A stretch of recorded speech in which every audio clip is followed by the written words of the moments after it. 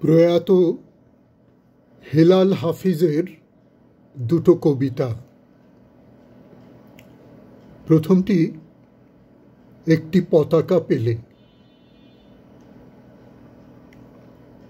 কথা ছিল, একটি পতাকা পেলে আমি আর লিখব না বেদনার অঙ্কুরিত কষ্টের কবিতা।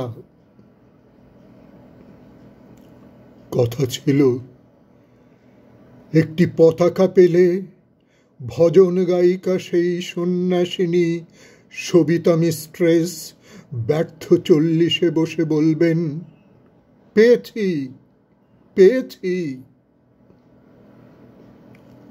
কথা ছিল, একটি পতাকা পেলে পাতাকুড়ুনির মেয়ে শীতের সকালে ওম নেবে জাতীয় সঙ্গীত শুনে পাতার মর্মরে। কথা ছিল, একটি পতাকা পেলে ভূমিহীন মনুমিয়া গাইবে তৃপ্তির গান জ্যৈষ্ঠে বসে খেয়ে, বাঁচবে যুদ্ধের শিশু সসম্মানে সাদা দুধে ভাতে। কথা ছিল, একটি পতাকা পেলে আমাদের সব দুঃখ জমা দেব যৌথ খামারে, সম্মিলিত বৈজ্ঞানিক চাষাবাদে সমান সুখের ভাগ সকলেই নিয়ে যাব নিজের সংসারে। হেলাল হাফিজের দ্বিতীয় কবিতাটি হচ্ছে, বেদনাকে বলেছি কেঁদো না। আমাকে দুঃখের শ্লোক কে শোনাবে?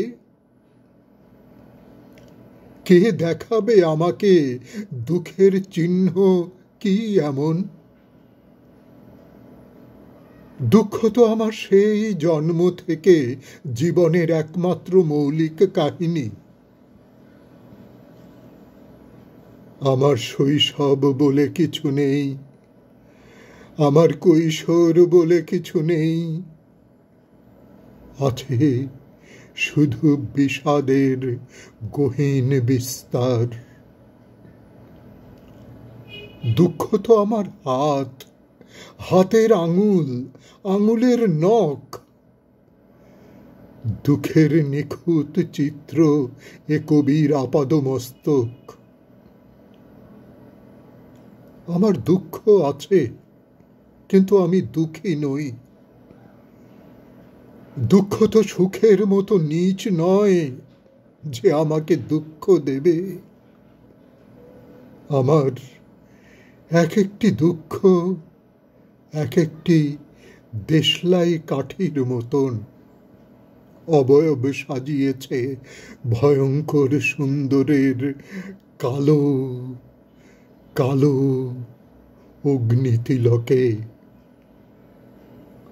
পাঁজরের নাম করে ওসব সঙ্গোপনে সাজিয়ে রেখেছি আমি সেফটি ম্যাচের মতো বুকে।